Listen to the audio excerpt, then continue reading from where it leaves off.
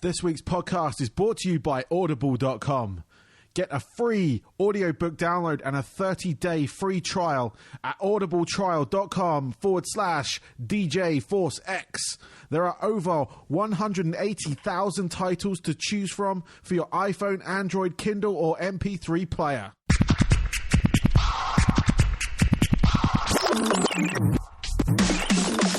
Hello and welcome to the DJ Force X podcast, episode 75. My special guest this week is Jack. He is the vocalist from the band Youth Killed It. They're a funky little band coming out of the UK right now. Just released their debut album called Modern Bollotics. It's out now on Rude Records. Go check it out. It's great. You'll hear me sort of fubbing over it in the interview. But yeah, thank you for holding on as well to you guys. I know it's been about 2-3 weeks since I've released an episode. This is mainly because I was ill. I had some kind of flu crapness. I won't go into any details. And also, I'm moving as well. I'm actually heading back to the United Kingdom. For all my listeners over there and all my friends and family and all that kind of stuff that are there. I am moving back in July. So, yeah, I'll be coming home, if you will. This show will continue. Hopefully I'll be able to get out a bit more and get some more bands on the show. And also some other shows will continue as well. So there's nothing, nothing's going to change on that front, just the sort of time zones. And yeah, I'm sure I'm going to miss here. I'm going to miss all the people that I've met and the opportunities I've been given. But it's time to go home and just sort of see where that journey takes us right now. Again, thank you guys for downloading this show. It's kind of picking up, even though I've not really been promoting over the past couple of weeks. I've still been people going back and listening to old episodes. So for those who are new to the show, welcome. Please stay subscribing, all that kind of good stuff.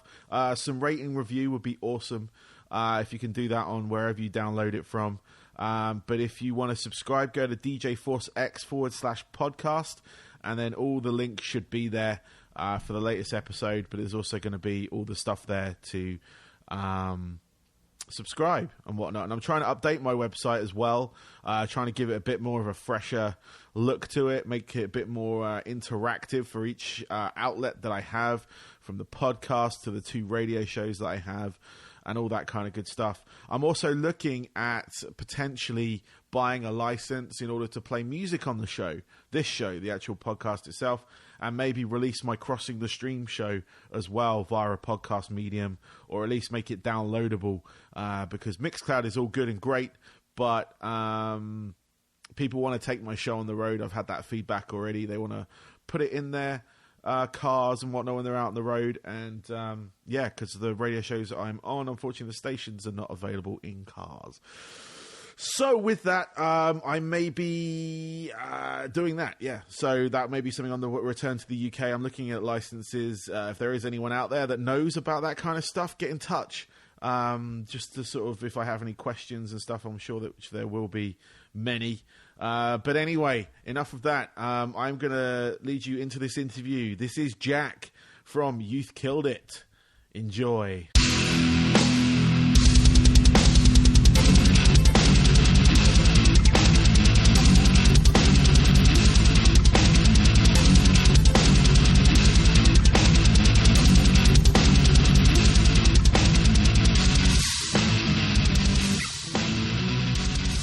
How you doing?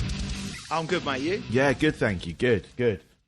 Excuse my voice. I just pulled an all-nighter at work, and yeah, unexpected all-nighter. So no worries, mate. No worries. I'm in the same boat. We got back from Birmingham on tour last night, and I've been at work all today, and I'm feeling it too. Yeah, nice. So, welcome to my show, Jack. Of Youth Killed It, band coming out of England right now. Just released their new album called Modern Bollotics. It's out now via Rude Records. Welcome, Jack. Hello. Thank you for having me. No worries, man. No worries. So how are you today? I'm very good. I'm very tired, but I'm very, very happy that the tour went so well and the album seems to be going down really well with people. It is a fantastic album. It totally kind of like, you're one of the bands that kind of take me by surprise because you're not a known entity to me. I'm from England, but I'm based in the States. Okay, yeah. So, yeah, no, so we put the we get this quite a lot. Is a lot of people they sort of say we don't know what to expect until we sort of put the CD in, spin it, and see how it sounds, because it's a little bit unorthodox, as I say. Yeah, it's definitely got a blend of different sort of sounds in there. When I first heard Molly, which is the first track I heard of yours, it kind of it's really weird because well, it's not weird, but it kind of gives me that kind of Britpop kind of it's got a funk to it. Yeah, kind of bounce. That's kind of what we go for. That. Yeah, it's kind of I'll say it's that sound, and it's kind of got a kind of reminded me of the twang almost in some respects. There's a different like sound comparison there, if you don't mind me saying. No, not at all. Big fans of the twang. Yeah, no, I mean when I was in England, I really like that band as well, because I'm more into my kind of like hard rock and metal, but I have this special place for like Britpop type indie rock type thing. So. And, awesome, yeah. You guys kind of fall under that for me, but with different elements jumping in there. It's a really good like blend of sounds. Well, thank you very much. No worries. So just for a little bit for my benefit and my listeners, can we get some background on the band, like where you're from, and kind of where you are? Obviously, we know where you are today, but how you got there. Okay, yeah. Well, basically, I'm originally from Essex, but I now live in Norwich, Norfolk. Yeah. So basically, that's East England for anyone that wants to know that. And basically, I went to school with in college with the guys.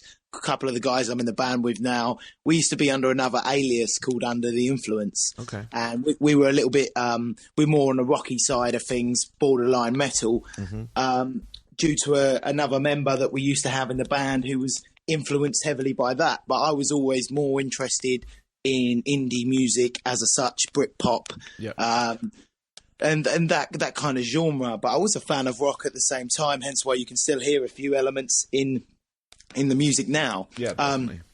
But we basically we done some tours. We came over to the US as Under the Influence.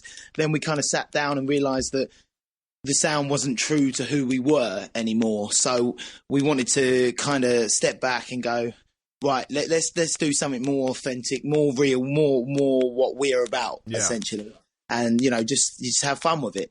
So we decided to form the new You've Killed It. And that was about a year ago, just over a year ago, in the beginning of 2016. And we released a couple of EPs. And from that, we started working with Rude Records. And last Friday, we released our debut album. Yeah. That's all good, man. That's quite a journey. Obviously, changing names, changing, like just altering genres, stuff like that. That's always a difficult thing to do. But you guys seem to have pulled it off, because within a year you have your debut album out and you're out and touring. So, well, yeah, it's traction that took us years to build with our first alias, and as the new sound, things just seem to be picking up really nicely from strength to strength, which is great, because it feels like from taking ourselves less seriously and having more fun with our music, people seem to be more about that and taking more interest, which is brilliant, because at the end of the day, we've always had the mindset is if it ain't fun, why are you doing it? Yeah. If you ain't enjoying it, and we've never enjoyed playing more than we have now. So it's all really, really positive at the moment. Yeah, it does. It's like the album. I listened to the album in its entirety. It, like I say, it has got that positive vibe, and it sounds very real, which does gravitate to a lot of people, because you can get sort of bands that have kind of forced a certain sound, and they can be very good at it, but you can kind of feel that, especially when they're playing live, that they're not quite what they want to be doing. Yeah, exactly. And the thing is we had that with our old alias quite consistently. I always like to tell jokes on stage and stuff like that and have some fun with the crowd. And with our old band, it was very serious, and it didn't work. It just didn't match up as such, So with the new sound, I can talk about the songs. I can tell people what the song is about, essentially, and then have some fun with them. And then the songs kind of got that light-hearted vibe to it as well. Yeah. And I like that. Yeah. I like to Yeah. Yeah. It's definitely got that, it's kind of got that party vibe to it. Yeah, exactly. You know, it's all about fun. Exactly, because I played it on my show a couple of times, and my show is generally kind of it can be a party show. It's like a mix show, but it's a rock mix show, if that makes sense. Oh, awesome. So I kind of blend in and out tracks, you know, doing all the sort of club mixing and stuff like that. And your sort of like, your sound is very upbeat, very like party-esque, and it really does fit into, even though predominantly the music that I play is electronic crossed with rock, I sometimes just throw in straight up rock songs, or, you know, just and the kind of vibe I get from it is it works really well with that. So. Oh, awesome. Brilliant. So let's talk about the album itself in its whole, as we were just getting to that. Modern Bollotics. It's like I say, it's out now. There's a couple of really good tracks on it. Molly, which I've already mentioned, I really enjoy that track. As the first one I heard. Then I heard What Happened. It was the second track I heard from you guys, which again was a very good track. It kind of it taps into a nostalgia vein, if you will, for me, because I'm of that age where, you know, when I was younger, PlayStation 2 and whatnot. So tell me more about the album itself. I mean, there's a couple other tracks in there I really like. You Don't Know, Lads in Love, and I Ain't Ready for It, which was yeah. So tell us about the album. Is there a sort of story going through it, or is it more just kind of like what you felt like at the time? Well, no. There is an underlying sort of tone to the album, and it's the process of being sort of a young person in Britain, in the UK today. It's kind of got that vibe of where I'm in my early 20s now. I'm 23, and I kind of I've noticed the way that you feel like you're thrown in at the deep end all of a sudden. You know, you're 18, you're 17, you're enjoying this time, and then that time goes so quickly, and all of a sudden, you know, you got to be looking at things like mortgages and growing up, Yep. you know, becoming mature, you know, becoming the person that you're going to shape up to be for the rest of your life. And, you know, and no one really, a lot of people talk about that, and it's quite a serious process for young people, I think. And there's a lot of frustration, especially in the UK at the moment, with what's going on in different politics and stuff like this. And I think that's what I've tried to relay. It's kind of like a message to say that we're going through it together. Yeah. Just, you got to smile about it, and you got to carry on going. Yeah. Because at the end of the day, we're all in this same boat together. And I just want to spread like a positive message about it all, that, you know, I don't want to grow up to, and I don't want to do the washing up either. But, you know, together we have to. But yeah. Well, I'm actually going to be coming back to the UK as well. Oh yeah. I'm moving back after 5 years. I've been here for about 5 years in Florida.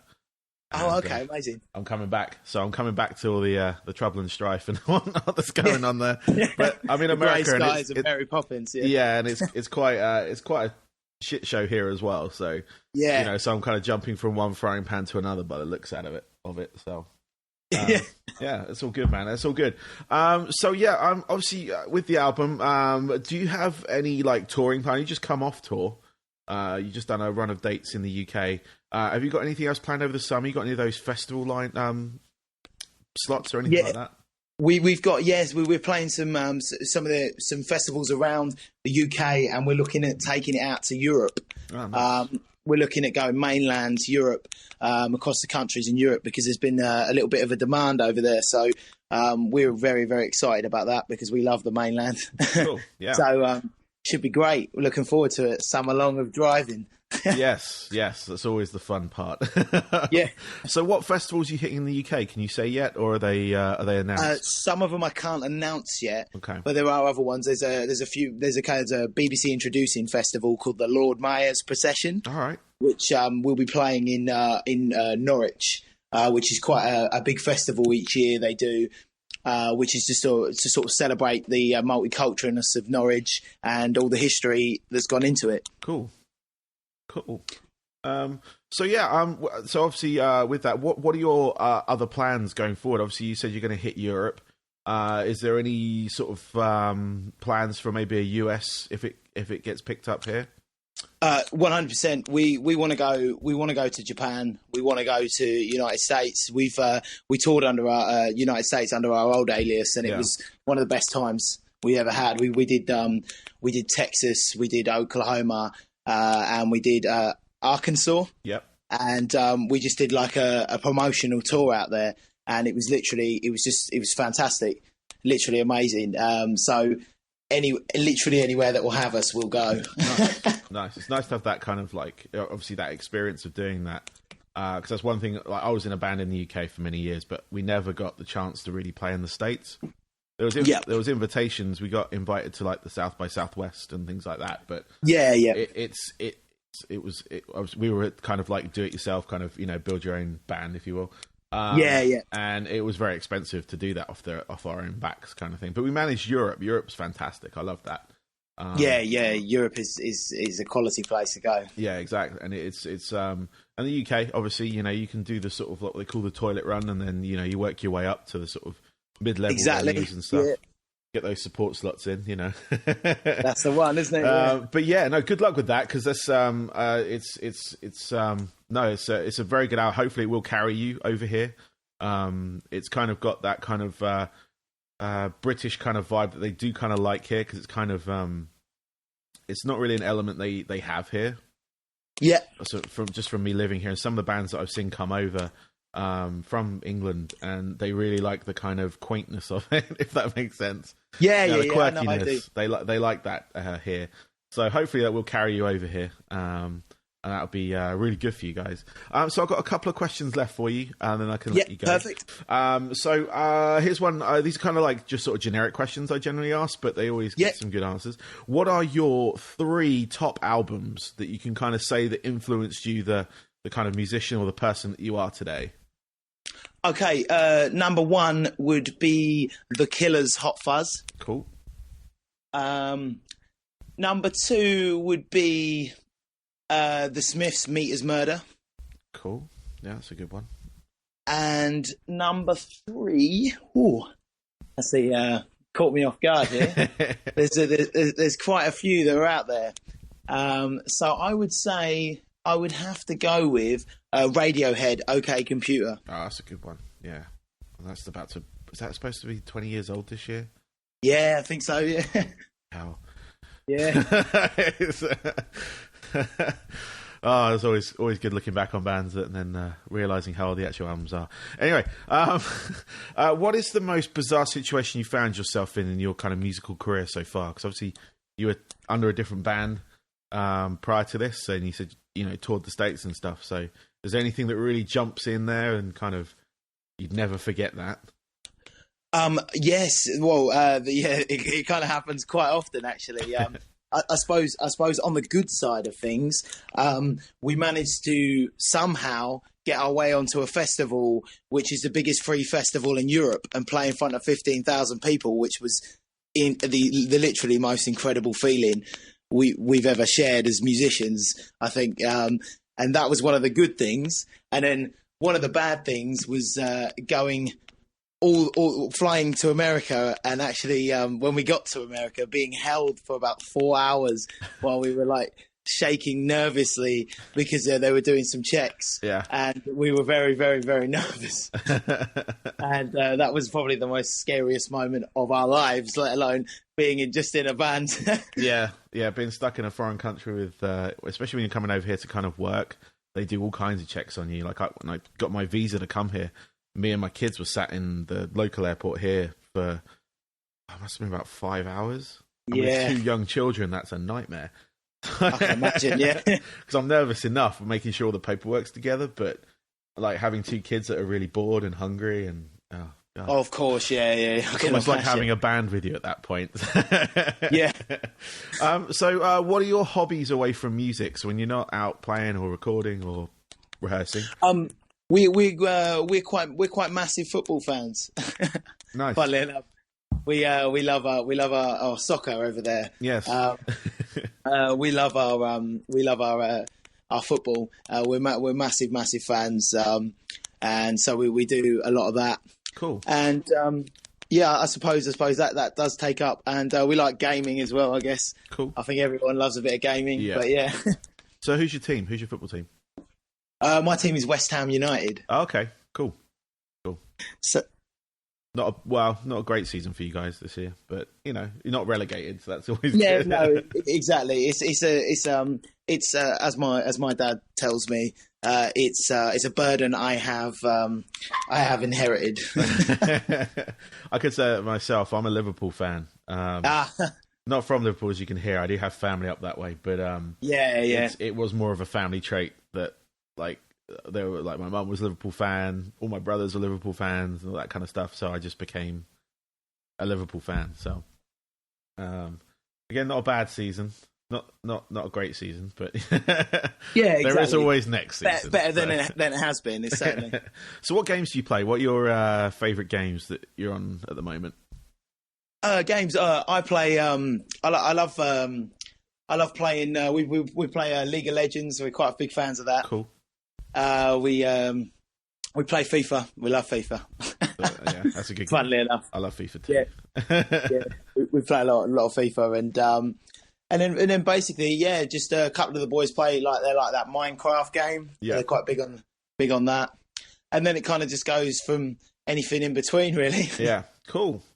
So, I've got one last question. Where can people reach out to you? Where's the best place to reach out to You've Killed It? I mean, it'd be our Twitter. We're constantly on it all the time, cool. 24 hours a day, replying to people, talking to people.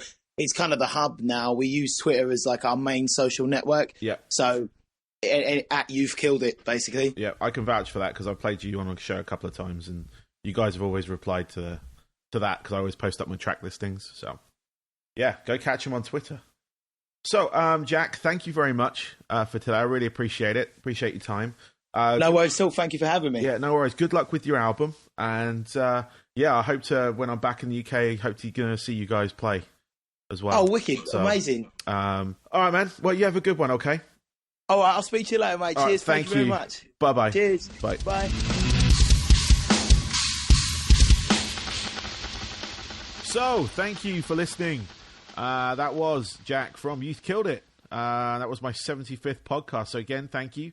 And if you have listened this far, I've got a couple of call to arms, if you will, just to sort of get some more traction on this show. I'm looking basically if guys can use my sponsors, that's Audible and Fixed. Fixed is a coupon code. You put in Force X on their website on Fixed Store. That's FIXTSTORE.com. And if you're into kind of like the Cell Dweller, Scandroid, Blue Starly, The Chemist, stuff like that, they've got t-shirts, stickers, patches, music. There's even like music software as well that Cell Dweller releases, but you can get 10% off your first order with my coupon code ForceX. Also Audible, I know Audible's kind of all over podcasts, but if you can use it, if you want to get some audio books, which is a great way to consume books. Right now I'm actually reading The Long Way to a Small Planet. You can get that on there. That's by Becky Chambers. It was actually recommended to me by a friend at work called Paul, and it's a fantastic little sci-fi book. Kind of got a Firefly, Red Dwarf kind of feel to it. Yeah, it's good. That's my recommendation on that front. But yeah, if you want to use that, the information's at the start of the podcast.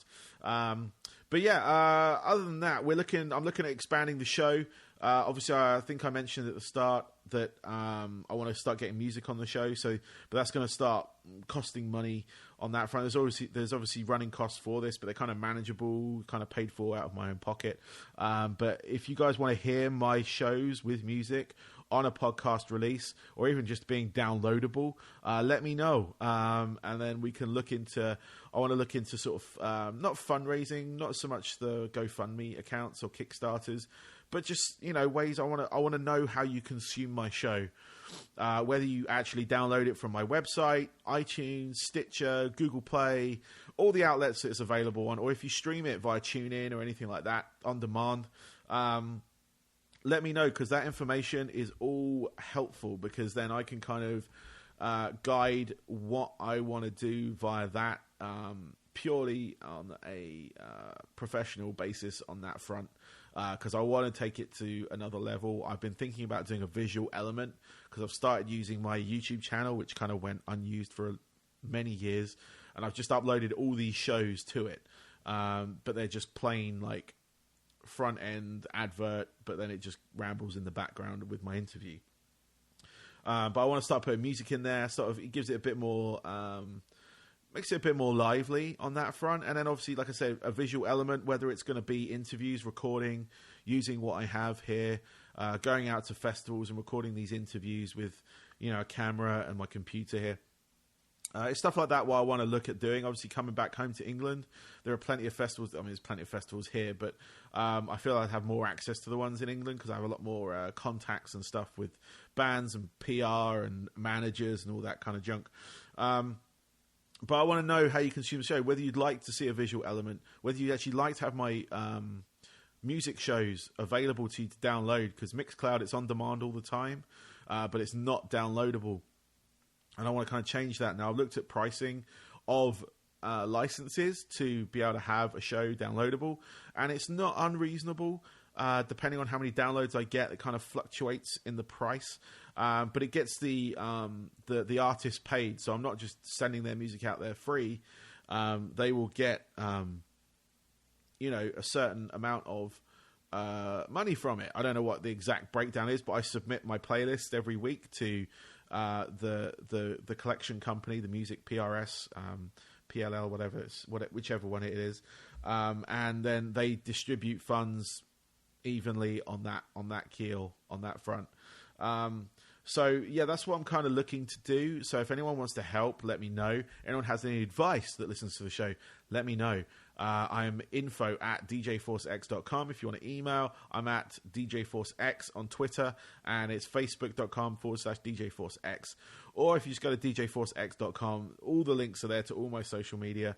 There's also an email, kind of like click on and send me an email. But I'm looking for advice. I'm looking for feedback on that front. So if you've made it this far, you obviously enjoyed the show. And yeah, I just want to get some of that feedback on there. And yeah, if you have any suggestions, I'm not asking for your money directly because obviously that's a bit more involved on that front. But what I'm looking for is just to open the opportunity. So those rate and reviews, those sharing, even just sharing it online, just like retweeting when I post out or reposting when I go on Facebook. It all helps because it builds traction. And then with traction, the statistics that I get become a bit more accurate because they're kind of up and down. Like 1 week I've had like hundreds of downloads and it says I've got like hundreds of subscribers, and then the next week goes all the way down to like the low teens, which I don't feel is accurate, because if I've got subscribers then that should automatically be that. Yeah, I'm just looking for a decent like statistic grabber. I mean, I use FeedBurner as my primary and Blueberry as well, and that kind of gives me an overall. I've also got statistics run by the web server that my site's on and where it's all hosted, so that kind of gives me an idea of how many times that file has been hit.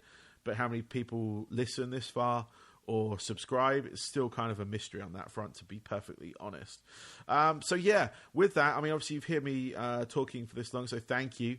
If there is anything you can do for me, please do it, like sharing, anything like that, rate, reviews, all that kind of stuff. Just like propels it helps the artist, as I've always kind of stated, and obviously helps this show become a bit more, because it's coming up to 3 years of running this show, and I kind of want it to get to a point where it's running on its own 2 feet, in as much as like cost covered, or even just like the traction it builds on that front. Because my main aim is it's a passion project, so its main aim is to help these artists, be them multi-million sold albums on that front, or even the new artists that are just releasing today, like Youth Killed It, for instance. They just released their debut album last week. But obviously the previous people I've had on the show, like last episode was Des Fafara of Cold Chamber and Devil Driver, sold millions of albums. And the guy from Kansas has sold over like 40 million albums, and then, we have like smaller artists as well on here, which is what I want to do. It's kind of like, I want to get traction with the bigger ones to help the smaller artists, the mid-range artists, to, get some more notice to people that may not have heard of them before. And that's kind of, that is my sort of, my aim for this show after 75 episodes. and it's working. It's going on an upward scale, but I just kind of want to get it over that hill, if you will, and then onto the mountain after that. But if you have any advice or any suggestions, let me know. info@djforcex.com. That is muchly appreciated. But social media, just go to djforcex.com and click whichever icon you want to click on, be it Facebook or Twitter or anything else you might see me on. But yes, so until then, this is DJ Force X out.